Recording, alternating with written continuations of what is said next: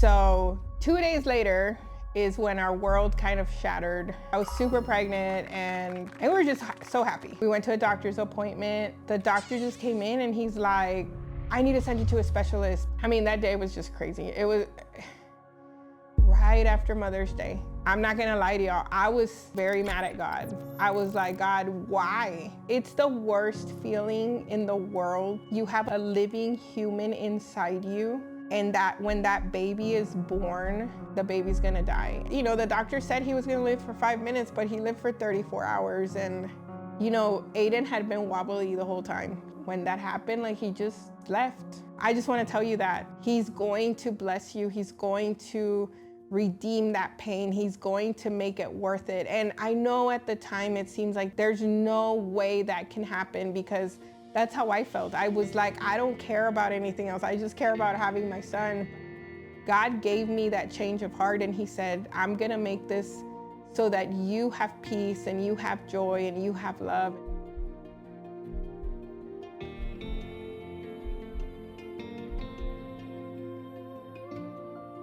Hey everybody. Oh, you know, this episode has been a long time coming, and it's just, I just pray that I can get through it, because it's been crazy. I just want to tell y'all that I know some of you guys know the story, and there's a lot of you that probably have no idea what I'm going to talk about today. And you know, God's been telling me, and he's been dealing me to talk about this for the last 3 years. And it's just too hard, you know? So that's why I'm saying I pray that I can get through it. And I just pray that it touches someone, and that God uses this story again for his glory over and over, because I know that nothing is wasted. So here's the story. So, you know, in 2022, Cody, Jax, and I, we were just a normal family. We were just living in our little bubble, and we were just head over heels, you know, because we had Jax. He was almost going to be 2, and he was just, I mean, we were just trying to get it together with him, because it was crazy. At the time, we had Worthy People Church, and it started to get hectic, and, you know, more people were coming, and we were just trying to, you know, do what we could with everything that we had going on. And it was awesome though. We loved it. We were just having fun. We were just in our, like I said, in our own little bubble. Just nothing could go wrong in 2022. It was just, life was just perfect. And I remember in October, my sister was here from Puerto Rico, and she was visiting us. And I said, hey, I feel weird. I feel off. Can you get me a pregnancy test on the way to the house? And she's like, sure, you know.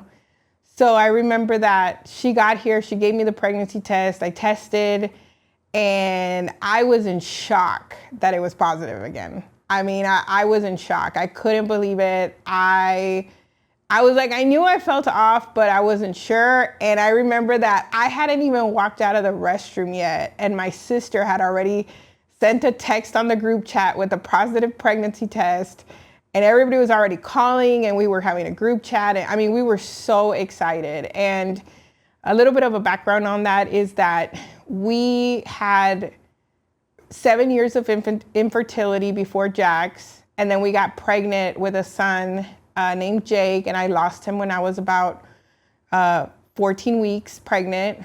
And, you know, it broke our heart. It was one of the worst things that could have ever happened to us. But then God blessed us with Jax. He told Cody specifically, he said, hey, I want you to answer the call to be a pastor, open a church, and I'm going to bless you with the son. And it was such a miracle, because a month and a half later after that happened, I was pregnant with Jax. And Jax was born, and he was healthy and whole, and everything was great. And I don't know, in my mind, I thought, you know, we would never go through another loss again. But at the same time, I thought, okay, I have one child. I know what it's like to be a mom now. I'm good. I've experienced it. I'll raise him. He'll be an only child. So for me to get pregnant again, it was just shocking, but it was like, whoa, like God is so good. Like I just couldn't even believe that I was actually pregnant again, you know, and in shock, because 3 pregnancies in 3 years. I mean, that's crazy, from going to not having any kids at all, you know? So got pregnant, went through the holidays, and I remember that we planned the gender reveal at the church. It was a small church. We were very tight knit. We planned the gender reveal on Christmas Day or Christmas Eve, and we were having a boy. And I was like, oh my gosh, I'm a boy mom. You know, I'm gonna have a boy, another boy. This will be my 3rd boy. And one in heaven, one here, another boy. And we were just super excited. I mean, over the moon. I remember walking into the living room during the Christmas season and just feeling so blessed. Just like, I can't believe this is my life. I'm so blessed. I'm so happy. And I would just start crying sometimes because I was like, God is so good. He's so good to us. And I just never want to stop serving him ever. And he's just so good.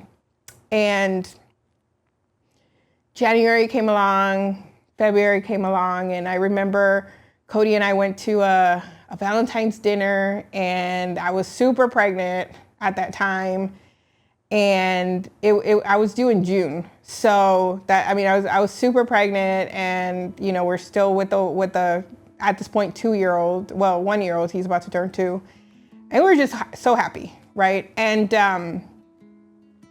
2 days later is when our world kind of shattered. We went to a doctor's appointment, and it was just a routine checkup, no big deal. I was already like almost 6 months pregnant. And the doctor just came in and he's like, I need to send you to a specialist because the head's like 3 weeks behind. And that's pretty much all he said. And he walked out and he said, and I was like, whoa. Like, you just freaked me out. What's going on? And he didn't really say much. He just said, I'm gonna send you to a specialist. So, of course, started Googling stuff, and a lot of people were like, oh, it's not a big deal. They told me the same thing about my son. And, at that moment, I told myself, I'm just gonna trust God. I'm just gonna trust God. There's no way anything is wrong. Everything's fine. It's just something. I thought the devil's trying to attack us. He's trying to distract us from our calling, and I'm not gonna let that happen. I'm just gonna focus and keep going, and everything's gonna be okay. Well, the specialist day came, and I remember Cody was fasting for it, and I was just praying, and I was really worried. Even though I said I wasn't gonna worry, I was still worried. And I remember that when we went to the specialist, the guy came in, and he was super calm and nice, and everything was good, and in my mind, I relaxed because I was like, oh, okay, he's good, so everything must be fine. He's about to tell us, yeah, everything was fine. It was just a routine thing, right? Well, in the middle of the conversation, he just got super serious. And he said, I'm so sorry to tell you this, but your son, he didn't develop the top of his skull. And he has a condition called anencephaly. And, it's bad. And in my mind at that moment, I thought, okay, he's gonna have special needs. That's okay. I can raise him. I can be that mom. I can, be strong, and it's okay if he has special needs. It's not a big deal for me. He's loved. And, but then the next line that came out of his mouth was, this condition is 100% lethal. He's not gonna survive. He's either gonna die in your belly, or he's gonna die, 5 minutes after birth. So I can't even explain. It felt like my whole world just, I don't even know how to explain it. Like, it was like it's shock, like there's no way that this is true. There's no way. And I honestly had no words. I just kept myself quiet, and Cody, he was asking questions, but honestly, like, we both couldn't talk. We were just in shock. we just couldn't believe it. I mean, it just didn't even make sense because the baby was kicking. He was moving so much and he felt healthy. He felt fine. And I mean, in my mind, I was like, he's got to be lying to me, or he's got to be wrong. I mean, can they check again? Like, this is wrong, you know? And just to go back up a little bit, I remember that a month after we found out we were having a boy, Cody came to me, and because I was like, what are we gonna name him, you know? And Jax has such a different name. Like, there's not a lot of Jaxes out there. And I remember that one day he just came to me and he said, Aiden, right? Well, the same day he came to me, I remember hearing the name Aiden, like in my sleep, like an audible, like I heard his name. And then it was weird when he told me the name, because I was like, okay, this is God confirming that his name's Aiden. And I remember looking up different spellings of the name, and you know, I'm like that person that likes the spellings of the name. And I remember that I wanted to spell it Adin, and Cody was like, that's weird. And I was like, no, it's different. I love it, you know, and this is how we're gonna spell it.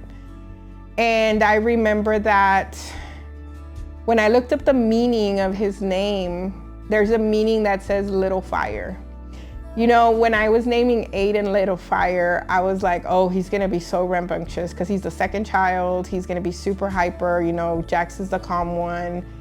And I mean, I was okay with that. You know, I have 2 boys, they're gonna be best friends. And I mean, I was just like so excited. But I never thought the name Little Fire was gonna mean literally little fire. And, you know, so we got the diagnosis for Aiden that day, and I'm just gonna tell y'all, we were devastated. I mean, it was like, when we walked out to the garage, we were parked like on the 6th floor in downtown San Antonio garage. And I remember when I got in the truck, I had a feeling like my foot wanted to press the gas and go forward and just like drive off the garage. And I know that sounds weird, but I also remember something, like a feeling of something pushing me back to stop myself. Well, when we were in the car, I couldn't even think. And I remember that Cody was like, you know, we were just talking, and he told me, he said, I had a feeling of just walking off the ledge. And it was crazy because we were like, what was that? You know, what was that? And he said he also felt something hold him back. And I mean, now we know it was like a spirit, obviously, because we're not like that. You know, we don't think like that, those feelings. But we were just in so much pain that we were like, let's just end it right now. And it was weird that we both got it at the same, that we both got that feeling at the same time, right?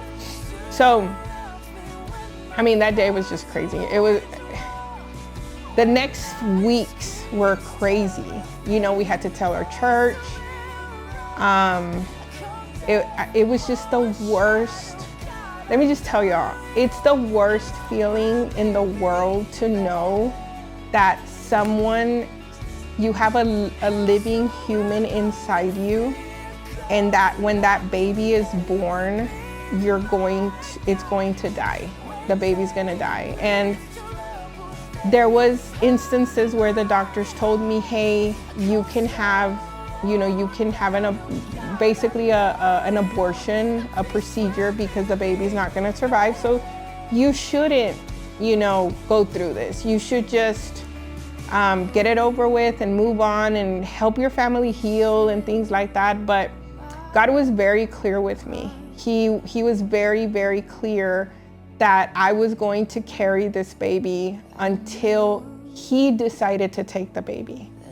And he was also very clear with me that I was to pray for a miracle until the baby was born. So, you know, I just didn't have a choice. I mean, I believe in life. I don't believe in abortion or anything like that. But when the doctors are talking to you, it makes sense. He's like, why would you put your family through this? Why would you, continue this if the baby's not going to survive anyway, right?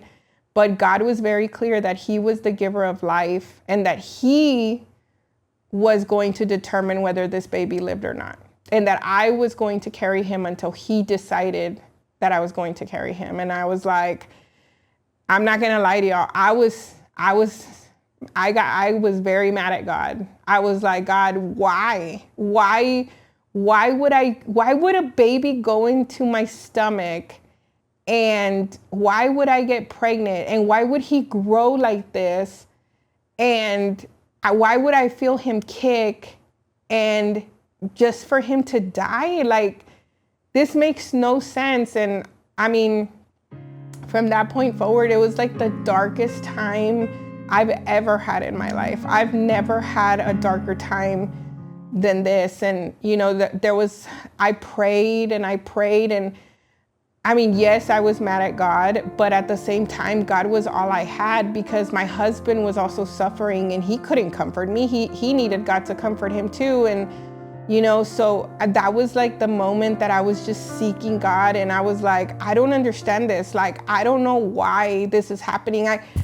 It got to a point where I couldn't even put my emotions into words anymore because I was like, I love God, I love my baby, but at the same time, I don't even know how I feel anymore. Like, I don't know. And I remember that one day I was just sitting there and I was just reading my Bible because I was desperate. I didn't know what to do anymore. And Psalm 77, I just came across Psalm 77. And you know, I've read it before, but this time was different for me. And I'm gonna read it to you guys because I want you to see what I'm talking about. So Psalm 77 says, I cry out to God. Yes, I shout. Oh, that God would listen to me. When I was in deep trouble, I searched for the Lord. All night long, I prayed. With hands lifted towards heavens, my soul was not comforted. I think of God and I moan, overwhelmed with the longing for his help. You don't let me sleep. I am too distressed to even pray. I think of the good old days, long since ended. When my nights were filled with joyful songs, I search my soul and I ponder the difference now. Has the Lord rejected me forever? Will he ever again be kind to me? Is his unfailing love gone forever? Have his promises permanently failed? Has God forgotten the gracious? Has he slammed the door on his compassion? And I said, this is my fate. The Most High has turned his hand against me. But then I recall all you have done, O Lord. I remembered your wonderful deeds of long ago. They are constantly in my thoughts. I cannot stop thinking about your mighty works. O God, your ways are holy. Is there any God as mighty as you? You are the God of great wonders. You demonstrate your awesome power among the nations. By your strong arm, you redeemed your people, the descendants of Jacob and Joseph. When the Red Sea saw you, O God, its waters looked and trembled. The sea quaked to its very depths. The clouds poured down like rain. The thunder rumbled in the sky. Your arrows of lightning flashed. Your thunder roared from the whirlwind. The lightning lit up the world. The earth trembled and shook. Your road led through the sea. Your pathways through the mighty waters. A pathway no one knew was there. You led your people along the road like a flock of sheep, and Moses and Aaron as their shepherds. So in this psalm, the reason it described it so good for me is because my soul could not be comforted as I knew I was losing my son. Like at first I was embarrassed to pray for a miracle, but as I knew, I was like, I'm still gonna pray. I'm gonna pray till the day he's born. And when I see and I confirm this diagnosis, but God can do anything, and I believed it. And You know, I remember that as the time just came, I remember that they told me, look, you're gonna have to get a cap for his head, and somebody knit me one. And I remember that when I got it, man, I couldn't stop crying. It was like beautiful, you know, and you guys are gonna see it here. You're gonna see him. And it was beautiful, but at the same time, it was so hard for me to be preparing for that. I almost didn't want to prepare for it. And I didn't, to a certain extent. I was like, I'm not gonna set up a funeral home. I'm not gonna do all these different things, because if I'm believing for a miracle, then I'll do it, and it doesn't happen, God says no, then I'll prep for it as it happens. But I'm not prepping for a funeral. I'm gonna prep for him to come home. So the day came when he was born. It was an emergency because they told us, like, pretty much that if he wasn't born, he could die in my belly.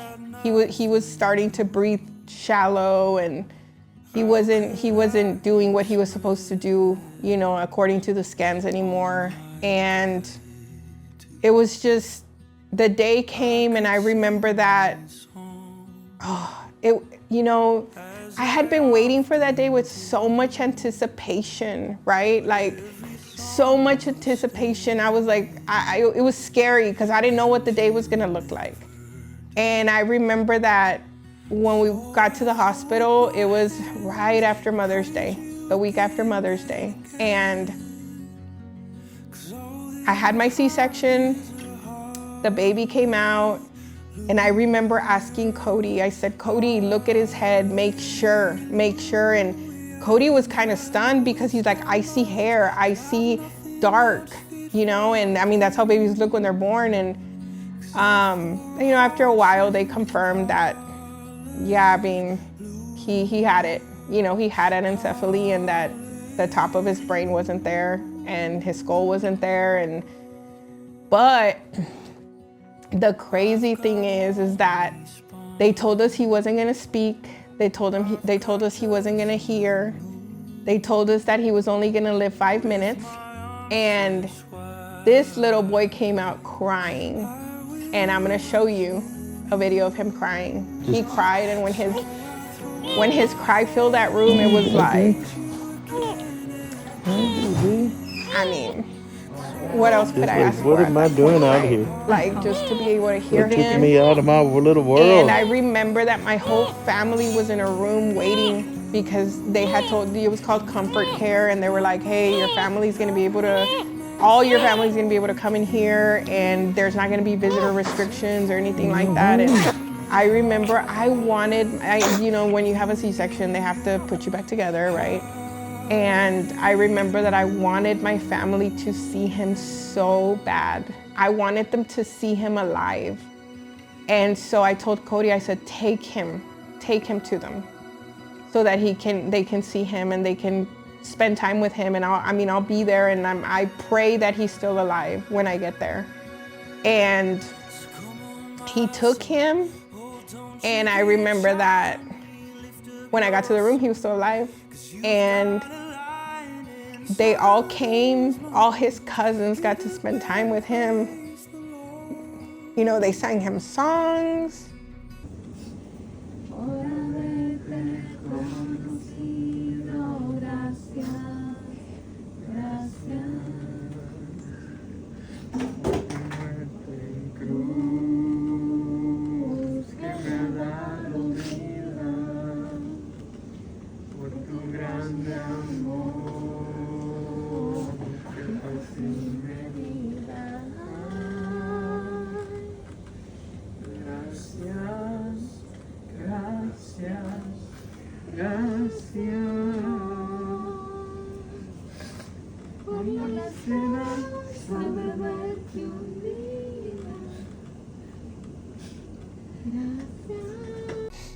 We got to do things like we got to finger paint and do his hands and his feet while he was still alive. And we found out that he was a very feisty little boy, and he would fight back.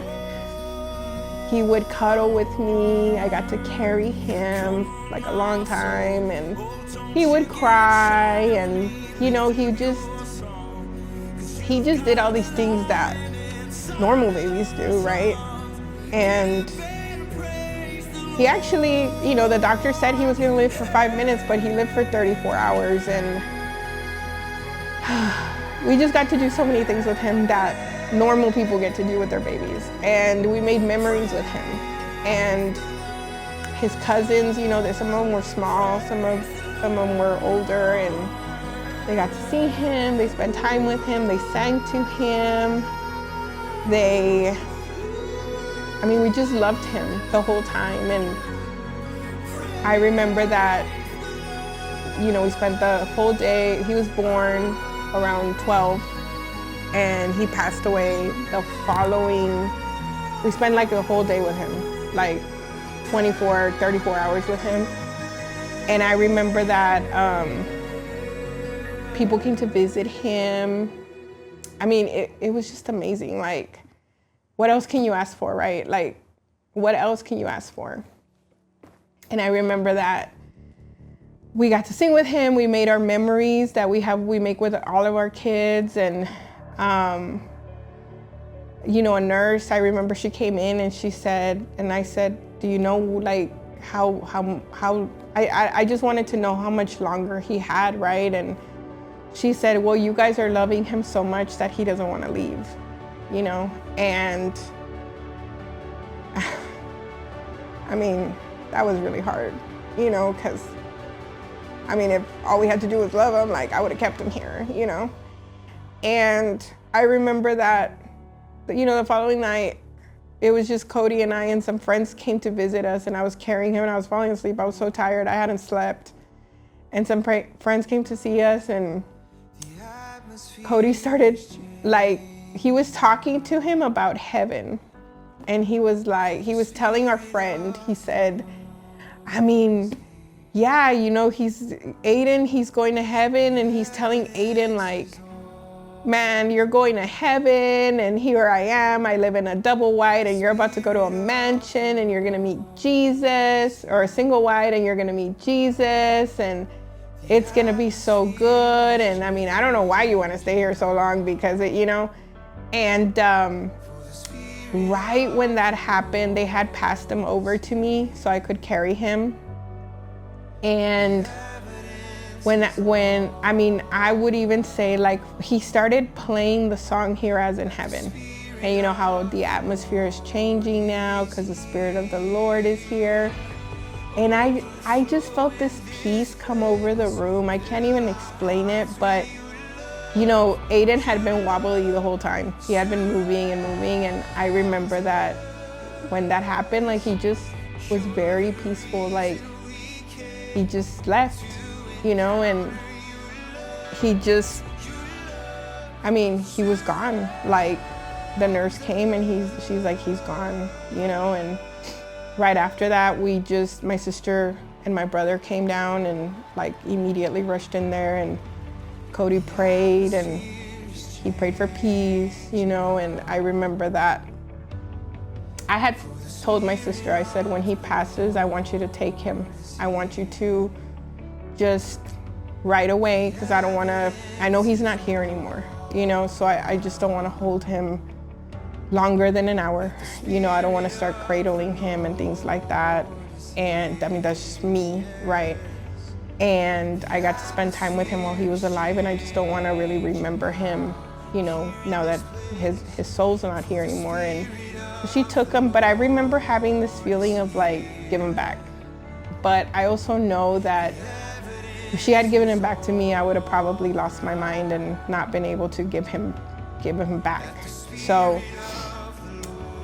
that was it. I mean, he passed away, and we set everything up for him for funeral home and things like that. And it was crazy though, because the next morning when I woke up, it felt like the room, I can't explain this, but the room felt so peaceful. It just felt like I had never felt that kind of peace before. And, I thought I was gonna be like, I was devastated, but I thought I was gonna be like unconsolable. And I remember that the room just felt so peaceful. And I remember that they had put a leaf up on the door of the room, and they told us that, and I said, what's that for? And the nurse said, oh, that's so that our nurses know that, there was a loss in this room, and that they can be kinder, and I was like, okay. So, of course, recovering without Aiden, without your baby, it's just impossible. I remember they brought Jackson. He got to meet him. We took family pictures, and he didn't really understand at the time, now he does now. And he's like, I remember meeting him. And Jax, I remember Jax just hugging me and letting me carry him, and he fell asleep on me. And I just thank God at that time, like, hey, thank you for giving me Jax, because my arms could be completely empty right now. And I have Jax to at least comfort me, and yeah, so that's Aiden's story. The aftermath of Aiden, what I can tell you, what has been, nothing's wasted for God. Nothing. He doesn't waste anything. I always wondered, like, why did this happen? And a lot of people used to tell me, like, well, this is God's will for Aiden. God wanted him to be sick. He made him sick, and I'm like, I've come to find out that God did not make Aiden sick. God made Aiden perfect. And that we just live in a fallen world, and this is what happens, But God made it, everything, like, have a purpose. And shortly after Aiden went to heaven, I remember that all these doors started opening up with prison ministry, and we got to start, talking to the people, talking to y'all, and I remember that God gave me Isaiah, and that was the first verse that I would talk about when I would come into the prisons, about how he gives you beauty for ashes. I'm gonna read it to y'all. It says, to all who mourn in Israel, he will give a crown of beauty for ashes, a joyous blessing instead of mourning, a festive praise instead of despair. In their righteousness, they will be like great oaks, that the Lord has planted for his own glory. And I remember all my life, I wanted to be like one of those great people of the faith of the Bible. And I would say, how could I ever do that? I'm still like, that's them, right? But I remember that when after this happened to me, I thought, man, I remember screaming in the car one day and just saying, I don't want to be an oak. I don't want to be an oak. I would rather have my baby. I don't want to be an oak. But I really believe that God has used this for his glory. My son, and this is something that I tell everybody when I see them in prison and at the beginning, my son had a purpose and he had a calling on his life. And it's crazy because even though he's already in heaven, his calling is still being used by God. God's still using this little boy. And I tell all of y'all, if you are breathing and you're living, then you have a calling, you have a purpose, and God's gonna use you. Because if he's using a little boy who died 34 hours after he was born, he can use you because you're still here and he has a purpose for you. So, telling Aiden's story has been so hard for me because it was the darkest time in my life, but it was always the most beautiful time in my life. And it's also the time that I felt the closest to God ever. Like, I've never felt closer to God than when I was going through that trial. And as most of y'all know, 6 months after Aiden passed away, God blessed us with a little girl named Faith, and she's very rambunctious. I believe that she's like her brother Aiden. And, you know, he's so good. He's so good. And, you know, it may sound weird. Some people, when I talk about Aiden and they see me smile and stuff, they're like, I don't understand. Like, I would be devastated. And I'm like, I am devastated. But I also serve a God who gives beauty for ashes. And he gave me beauty for ashes. And I tell you guys this when I see y'all in person. Y'all are my beauty for my ashes. And I tell y'all, I have his ashes, but I also have the beauty, you know, that God gave me for him. And I remember that, I'm gonna read it to you guys because it was so profound and so amazing that 3 months after Aiden passed away, you know, I was mourning. I was like, God, show me that this was used for one person, just one person. And I'm gonna read it to you right now.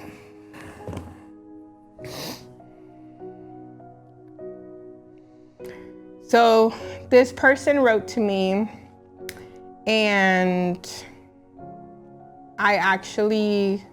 so this is a letter that I put in my journal entry, August of 2023. So he passed away in May, and this was August.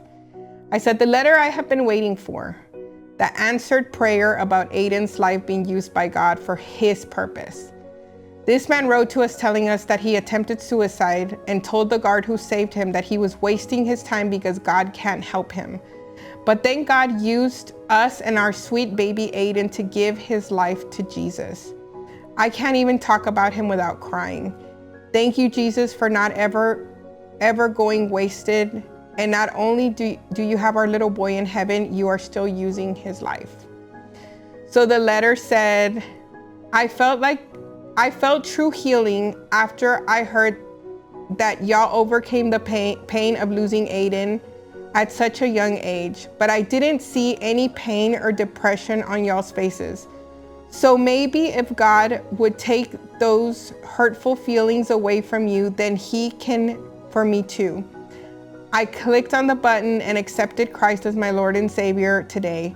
I promised him that I would give up the drugs and negative people, and he promised me love and a worthy people.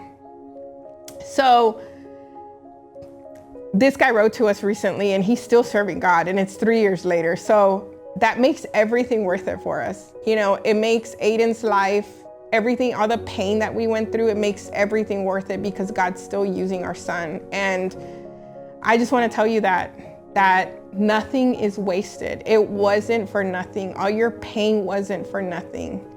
He's going to bless you. He's going to redeem that pain. He's going to make it worth it. And I know at the time it seems like there's no way that can happen, because that's how I felt. I was like, I don't care about anything else. I just care about having my son. But God gave me that change of heart, and he said, I'm gonna make this so that you have peace and you have joy and you have love. And so I just want to encourage y'all that if you're going through something, that you keep praying.